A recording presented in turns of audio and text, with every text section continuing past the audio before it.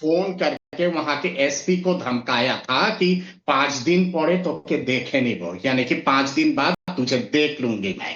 तो इस तरह की चीजें तो हुआ है पिछले बार लोकसभा चुनाव के दौरान भी इतना वायलेंस हुआ है, जिसके चलते पलायन बाकायदा हुआ है, केवल भाजपा के कार्यकर्ताओं का नहीं, वाम फ्रंट के कांग्रेस के कार्यकर्ताओं का भी पलायन हुआ है, दूसरे प्रदेशों में जाके शरण लिए है।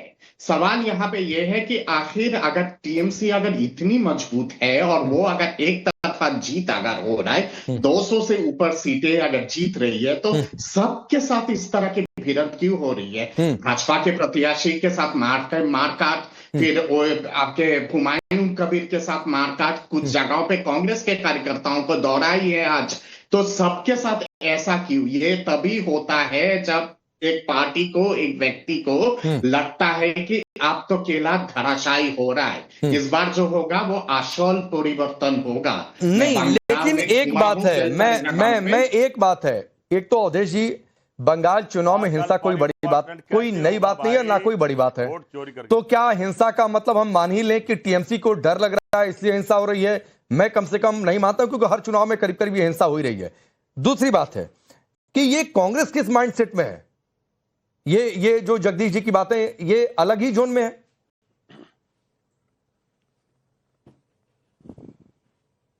देखिए, पश्चिम बंगाल के चुनाव को अगर देख लें लगातार 1967 से लेके अभी तक का, तो ये इस हिंसा को हम बिल्कुल छिटपुट और छोटी हिंसा कह सकते हैं। वो जो दक्षिण दिनाजपुर में भाजपा के कैंडिडेट हैं, वो थोड़ा डर पैदा करता है, लेकिन कल्पना है कैसी हिंसा होती रही होगी। देखिए, इस बार जो बदलाव मैंने देखा है वो ये है कि जो सेंट्रल सिक्योरिटी फोर्सेस हैं, उनको, वो जहां कहीं भी हो रहा था चुनाव के पहले भी, वो तुरंत पहुंच जा रहे थे और स्थिति को नियंत्रित कर रहे थे। आज क्या हुआ है कि जो मॉनिटरिंग सेंटर होगा, मैं जो अनुमान लगाया अभिषेक बनर्जी का, जब 9:30 तक ये सूचना आई है कि भाई दिक्कतें पैदा हो रही है, उसके बाद अपने लोगों को तुरंत एक्टिवेट किया गया। जहां जहां की फलाने जगह जाओ, फलाने जगह जाओ, वहां देखो, वो सारा एक्टिवेट किया गया है। आपको जो भी हिंसा दिखेगी वो करीब 10 बजे के आसपास से शुरू हुई है बंगाल में, लेकिन वो हिंसा भी समय समय पर नियंत्रित हुई है। तो तृणमूल चाह करके भी इस बार वो स्थिति पैदा नहीं हुई, और इसी कारण लंबी लंबी लाइनें आपको दिखी हैं, और उस लाइन में लगे हुए महिलाएं और पुरुष जो है कई बातें खोल कर बोल रहे हैं, क्योंकि चुनाव आयोग ने जो घोषणा कर दी है कि चुनाव के बाद भी सिक्योरिटी फोर्सेस वहां रहेंगे, इसका असर है। क्योंकि पिछली बार और इस बार में अंतर यही है कि लोगों के अंदर भय था कि अगर निकल के हम वोट डालने जाएंगे और फिर बाद में हमारा क्या होगा।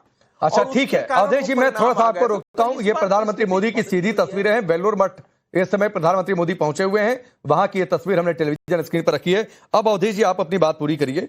एक चीज और मैं इसमें ऐड कर देता हूं कि ये जो वोटिंग परसेंटेज जा रहा है 80 के ऊपर, इसका क्या मतलब निकालें? और मैं ये बात इसलिए पूछ रहा हूं क्योंकि पिछले दो चुनाव से 2021 और 2016 दोनों में 80 के ऊपर था, 82-83 के आसपास दोनों चरणों में रहा। तो क्या यह संकेत माने?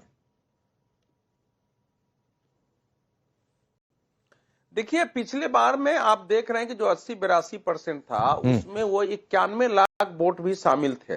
90,84,83 हजार जो नाम हटाए गए हैं वो वोट शामिल थे, और उसमें आप समझ लीजिए कि 32 से 35 लाख तो मृतक लोग थे, 22-23 लाख ऐसे थे जो स्थानांतरित हो गए। हालांकि अभी भी 21-22 लाख लोगों ने अपना आवेदन किया है, लेकिन अगर उसको भी निकाल दें तो 70-75 लाख तो मान लीजिए ऐसे वोटर थे जो वोट डालते ही नहीं थे।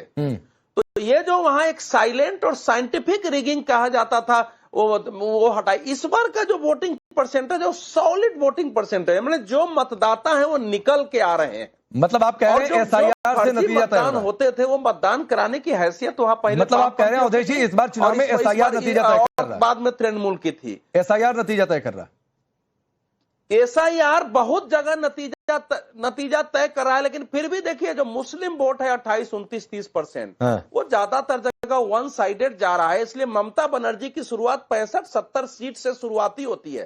भारतीय जनता पार्टी को 223-24 पर ही उसको 148 से 50 लाना है, लेकिन माहौल इस बार बदला हुआ है। हिंदुओं के अंदर मैं देख रहा था कि उनको लगता है कि अगर सरकार नहीं गई तो हमारे अस्तित्व अस्तित्व पर प्रश्न खड़ा हो जाएगा। और 5% वोट केवल चाहिए था। ठीक। हिंदुओं का वोट अगर 50% बीजेपी को पिछली बार मिला था, 39% इनको था। अगर 5 से 6% वोट अगर आ जाती है तो चुनाव परिणाम पलट जाएगा इस बार, उसकी संभावना दिख रही है मुझे, जो कुछ परिस्थिति मैंने देखी है। ठीक है, अब ये तो 4 मई को पता चलेगा जब सबसे तेज नतीजे टाइम्स नाउ भारत पर देखने को मिलेंगे और सटीक विश्लेषण के साथ। नफीस, आप कुछ कहना चाह रहे थे, बोलिए। सर, पश्चिम बंगाल में बड़े बड़े मुद्दे थे बीजेपी के पास, चाहे हेल्थ प्रॉब्लम हो, बेरोजगारी चरम पर हो। इन्होंने उन मुद्दों की जगह पश्चिम बंगाल में घुसकर हिंदुओं को डराया। कभी कहा बंगाल को कावा नहीं बनने देंगे, कभी उन्हें बढ़िया में कहा कि यहाँ के मुसलमान की आबादी बढ़ जाएगी। उन्होंने आश्वासन दिया कि हम हिंदू को बचाएंगे। मेरा सवाल एक है बीजेपी नेता से, जब पहले चरण के चुनाव में ही आपके नेता को दौड़ा बांग्लादेश में कौन सा हिंदू का असर पड़ा है? सवाल है।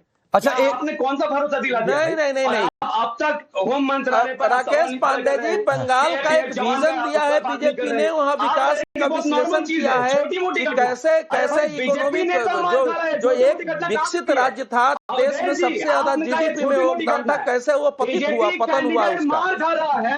सर, बेरोजगारी भी मुद्दा था। सुनो, बेरोजगारी भी मुद्दा था, आर्थिक पतन भी मुद्दा था, औद्योगिक गिरावट भी मुद्दा था, महंगाई भी मुद्दा था, और सबसे बढ़कर जो सबसे बढ़कर जो सिंडिकेट है, जो वहाँ इंडस्ट्री से, व्यापारियों से लूट करता है, दादागिरी टैक्स लेता था, ये भी मुद्दा था। नहीं, नफीस भाई एक बात बताइए। अरे नफीस भाई एक बात बताइए सर, नफीस भाई एक बात बताइए। आपने काबा की बात कर दी। अरे सुनिए नफीस भाई, आपने काबा की बात कर दी। ये काबा वाली बात लेकर कौन आया? ये काबा वाली बात लेकर कौन आया? गलत किया है सर, गलत किया। नहीं तो ये काबा वाली बात कौन लेकर आया? कौन लेकर आया भाई? काबा की गीत कौन गा रहा था? तो भाई आपने तो क्यों नहीं उठाया जाएगा भाई? आर्थिक विकास के साथ साथ काबा का मुद्दा है, घुसपैठियों का मुद्दा है, हिंदुओं के साथ अत्याचार का मुद्दा है, हिंदू तीर्थों का मुद्दा है, वो सारे मुद्दे सरकार है, इतना मजबूत सरकार अपने नेता को मार। भैया, ये मेरे आपके नेता का विषय नहीं है। ठीक है, बांग्लादेश में जो कुछ हुआ वो बंगाल में दिखने लगा था। मुर्शिदाबाद में एक पक्षीय हिंसा हुई, हिंदुओं को गांव छोड़ करके भागना पड़ा, महिलाओं के वस्त्र जला दिए गए ताकि उन महिलाओं को हम बेइज्जत कर सके, उनके तालाब में। मैं आगे बढ़ता हूं। सुनिए नफीस भाई, जो आपने कहा बीजेपी को आरोप लगाया कि काबा पर नहीं चुनाव हो रहा है, उससे पहले आपको टीएमसी को देखना था कि टीएमसी की ओर से आया सयोनी घोष ने कहा काबा वाला गाना गाया, उसका जवाब इधर से आया। तो पहले आपको उधर बोलना था, तो पहले देख लीजिए ना, ये तो चुनाव है भाई, उधर से कुछ आएगा तो कोई भी दल वो रिप्लाई करेगा। ठीक है, लेकिन विजय शर्मा जी, अब ठीक है रुक जाइए। विजय शर्मा जी, क्या आप लोगों का दांव और सबसे बड़ा मुद्दा इस चुनाव में सनातन ही है और उसी के जरिए आप लोग जीत का सपना देखकर बैठे हुए हैं, या प्लानिंग वही है?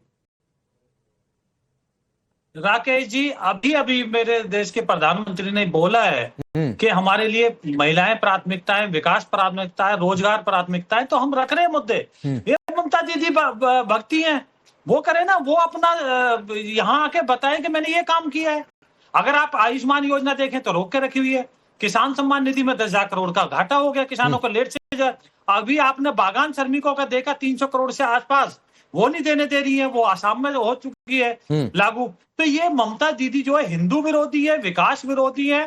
इनके आप आचरण देखेंगे तो ध्रुवीकरण की राजनीति करती हैं। अभी जगदीश जी बैठे हैं, दिखाऊं मैं वीडियो अभी राहुल गांधी का, वो खुद कहते हैं ध्रुवीकरण की राजनीति कर रही है ममता दीदी।